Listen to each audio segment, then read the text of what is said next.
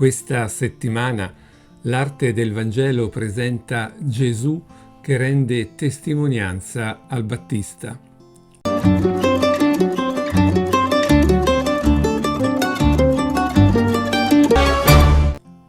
Cominciamo con Josef Anton Hafner, Giovanni Battista in prigione, un'opera realizzata nel 1750 nella chiesa della Madonna Addolorata di Obersnel presso Ravensburg in Germania.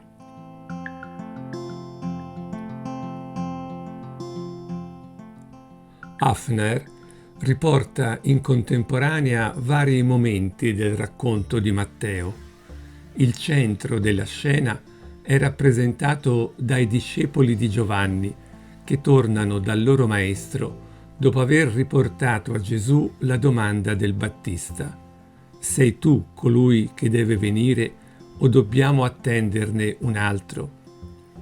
Il discepolo in primo piano racconta quello che ha visto e che anche noi vediamo sullo sfondo a sinistra. Gli storpi camminano.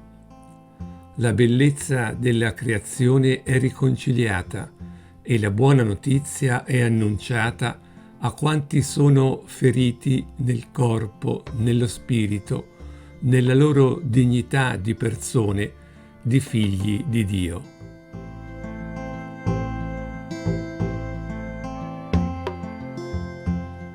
Giovanni è in prigione, nere sbarre di ferro lo bloccano all'interno di una cella, eppure da lui emana una luce soprannaturale. Le sue vesti lacere sono ben diverse da quelle, come dice in quello stesso momento Gesù, che avvolgono coloro che stanno nei palazzi dei re, morbide vesti che coprono di falso splendore un interno di tenebre.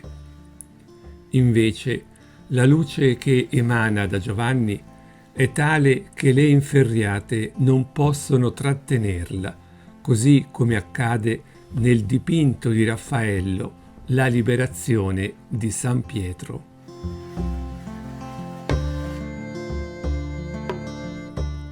Di Alessandro Allori presento la Predicazione di San Giovanni Battista, realizzata nel 1604 presso Palazzo Pitti di Firenze.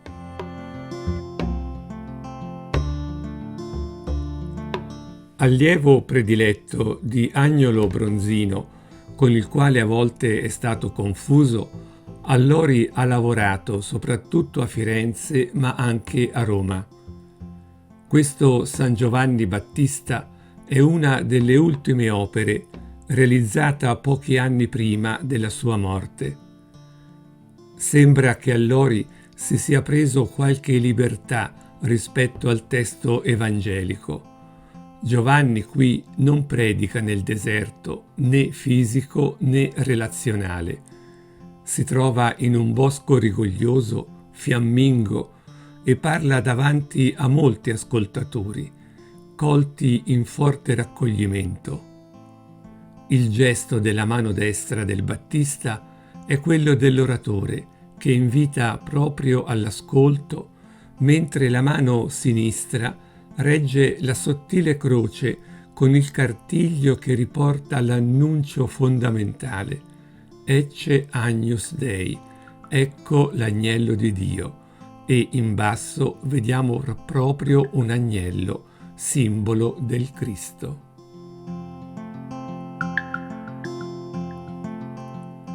Lo ascoltano uomini, donne, bambini, anziani, giovani, alcuni ben vestiti, altri a torso nudo. Alcune dame sono riccamente abbigliate e si interrogano a vicenda sulle parole che Giovanni pronuncia. Un vecchio sembra perplesso, un bambino è quasi al centro della scena. A sinistra vediamo una ciotola e della frutta. In basso a destra l'Evangelista, intento a trascrivere le parole del Battista. Ognuno reagisce in maniera diversa, ma tutti colgono più o meno confusamente che sta accadendo qualcosa di nuovo. Ecco, faccio una cosa nuova, non ve ne accorgete? Aveva scritto un altro profeta, Isaia. Proprio ora germoglia. E davvero è una cosa nuova. Il deserto fiorirà, sarà come un bosco fiammingo, pieno di persone di ogni categoria, una convivialità delle differenze, avrebbe detto Tonino Bello.